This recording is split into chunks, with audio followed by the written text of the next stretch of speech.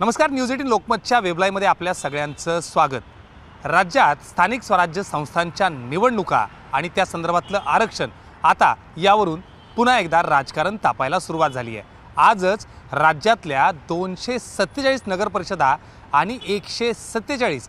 नगर पंचायतींचं आरक्षण जे आहे ते जाहीर झाले आणि त्यामुळे आरक्षण जाहीर झाल्यानंतर आता प्रत्येक पक्षात आपला उमेदवार कोण आरक्षणानुसार ठरवायला हालचाली सुरू झालेल्या आहेत। एकंदरीत बघितलं तर 50% स्थानिक स्वराज्य संस्थांमध्ये महिलांना असणारं आरक्षण यामुळे राज्यभरातल्या 247 आणि नगर परिषदा आणि 147 नगर पंचायतींमध्ये महिलांचं 50% महिला राज हे सरसकट पाहायला मिळणार आहे। आणि त्यामुळे येत्या काळात ज्या ठिकाणी आरक्षण आपल्या बाजूने नाही आहे, ज्या ठिकाणी आरक्षण महिलेला गेलेलं आहे, त्या ठिकाणी प्रत्येकानं आपापला उमेदवार शोधायला आजपासून सुरुवात केलेली आहे। आपल्या सर्वांच्या माहितीसाठी 247 नगर अध्यक्ष आणि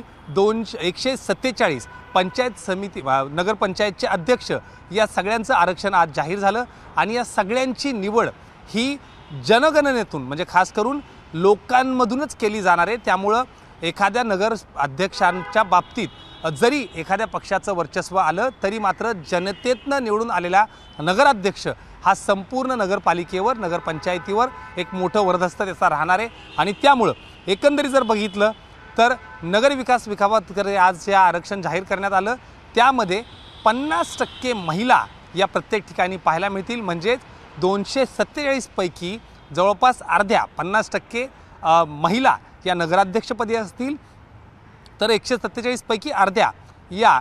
नगर पंचायत अध्यक्ष असतील आणि त्यामुळे महिलांचं 50%चं प्रमाण हे एकदम स्पष्ट झालेलं आहे। एकंदरीत बघितलं तर मराठवाड्यात ज्या पद्धतीने आपण बघतोय की अनेक ठिकाणी मराठा आरक्षणावरून मोठ्या प्रमाणावर चर्चा सुरू असताना मराठ्यांना ओबीसी मधून आरक्षण देणे असून राज्यभरात वादंग माजलेलं असताना मराठवाड्यातल्या अनेक ठिकाणी ओबीसी महिला प्रवर्ग असेल किंवा ओबीसी आरक्षण हे लागू झालेले आणि त्यामुळे मराठा समाजातून जर कोणी ओबीसी मध्ये सर्टिफिकेट मिळवलं तर त्याला देखील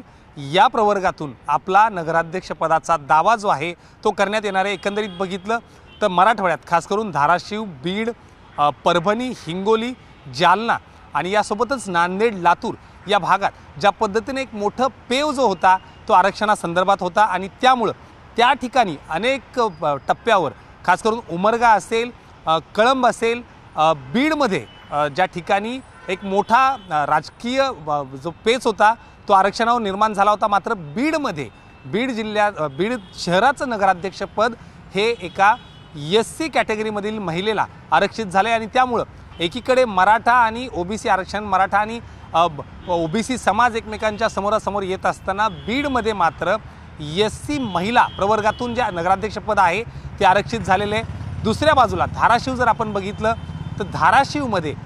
एकंदरीत शहरात नगराध्यक्षपद जर बघितलं तर ओबीसी महिला आरक्षित हे पद जे आहे ते झालेले त्यामुळे मराठा समाजातून जर कुणी ओबीसी प्रवर्गातनं आपलं प्रमाणपत्र मिळवलं तर त्याला देखील कुणबी दाखल्यानुसार धाराशिवमधून नगराध्यक्ष पदाच्या शर्यतीमध्ये दावा करता येणार आहे। अशा अनेक प्रसंग जे आहेत ते बार्शी असेल,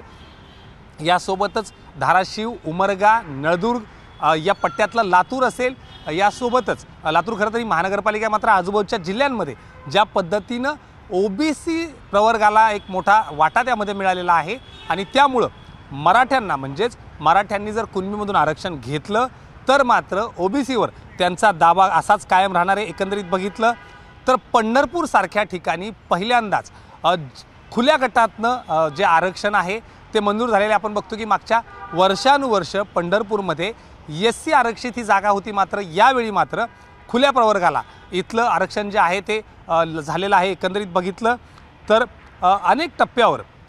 महत्त्वाची शहरं मग खास करून बीड जिल्ह्यातली जर उल्लेख करायचा झाला तर परळी वैजनाथ म्हणजेच पंकजा मुंडे, धनंजय मुंडे यांचा बालेकिल्ला मानल्या जाणाऱ्या परळीमध्ये देखील खुल्या प्रवर्गातून आरक्षण जे आहे ते जाहीर झाले। अर्थात खुला प्रवर्ग जरी असला तरी महिलेला ही आरक्षित जागा झालेली आणि त्यामुळं वंजारी विरुद्ध मराठा किंवा ओबीसी विरुद्ध मराठा हा बीड जिल्ह्यात रंगणारा वाद आणि त्या वादाच्या केंद्रस्थानी असणारं परळी शहर तिथं मात्र महिला ओपन कॅटेगरी म्हणजेच महिला खुला प्रवर्ग जो आहे त्याला आरक्षित झालेला आहे। त्यामुळे ज्या ज्या ठिकाणी आरक्षणाचे तीव्र पडसाद उमटले होते त्या ठिकाणी अशा पद्धतीनं आरक्षण जाहीर झाल्यानंतर आता नेमकं तिथले राजकीय समीकरण कशा पद्धतीनं बदलणार, खास करून ज्या सगळ्याचा वाद मराठा आरक्षणावरून परळीमध्ये किंवा संपूर्ण बीड जिल्ह्यामध्येच पंकजा मुंडे यांना पराभवाचा सामना करावा लागला होता, त्यांच्याच बालेकिल्ल्यात त्यांच्याच मतदारसंघात परळीमधून जर महिला खुला प्रवर्ग म्हणजेच महिला मराठा यामधून लढू शकते आणि त्यामुळं त्या ठिकाणची जर लढत पुन्हा एकदा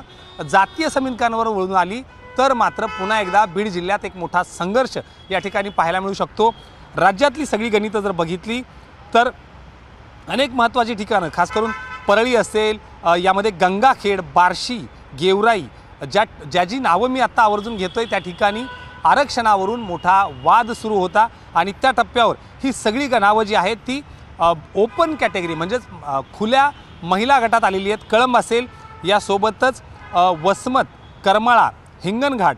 जामनेर ही सगळी गावं देखील महिला ओपन कॅटेगरी म्हणजेच खुल्या प्रवर्गात आलेली आहेत। एकंदरीत बघितलं तर जवळपास खुल्या प्रवर्गाची जर सोडत पाहिली तर 67 नगरपरिषदांपैकी 34 नगरपरिषदा या ओबीसी महिलांसाठी आरक्षित करण्यात आलेल्या आहेत आणि त्यामुळं ज्या ज्या ठिकाणी महिला ओबीसी उमेदवार अस्तित्वात असतील त्यासोबतच आपापल्या पक्षानं प्रत्येकानं आपापली ताकद आजमावण्यासाठी आपापला कॅन्डिडेट शोधायला आजपासून सुरुवात होणार आहे। खरं तर स्थानिक स्वराज्य संस्थांच्या निवडणुकांमध्ये आज थेटपासून सुरुवात झाली असंच म्हणावं लागेल। अद्याप पावेतो निवडणूक जरी जाहीर झाली नसली तरी मात्र आता प्रत्येक पक्षाला आपापला उमेदवार शोधत आपापल्या उमेदवाराची तयारी करणं, कारण ही संपूर्ण तयारी जी आहे ती पक्ष पातळीवर नक्कीच महत्त्वाची आहे। कारण या संपूर्ण निवडणुका नगराध्यक्ष आणि नगरपंचायत अध्यक्ष या सगळ्या निवडणुका या लोकांच्या मतदानानं म्हणजे थेटपणे लोक सहभागातून या निवडून जाणार आहेत। त्यामुळं एखाद्या पक्षाचं वर्चस्व जरी नगरपंचायत किंवा नगर परिषदेवर जरी राहिलं असलं तरी नगराध्यक्ष जनतेतून निवड असल्या कारणानं त्या ठिकाणी त्या पक्षाला आपापली ताकद लावावी लागणार आहे। आपापल्या उमेदवाराच्या पाठीमागं संपूर्ण शहरातनं किंवा त्या नगरपंचायत नगर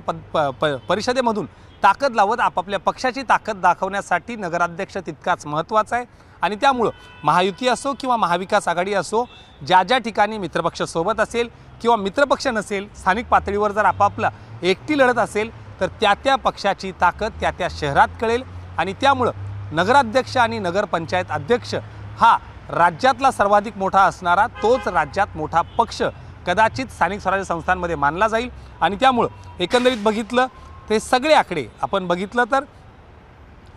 परळी, वैजनाथ, भूम, मंगळवेढा, बार्शी या सगळ्यामध्ये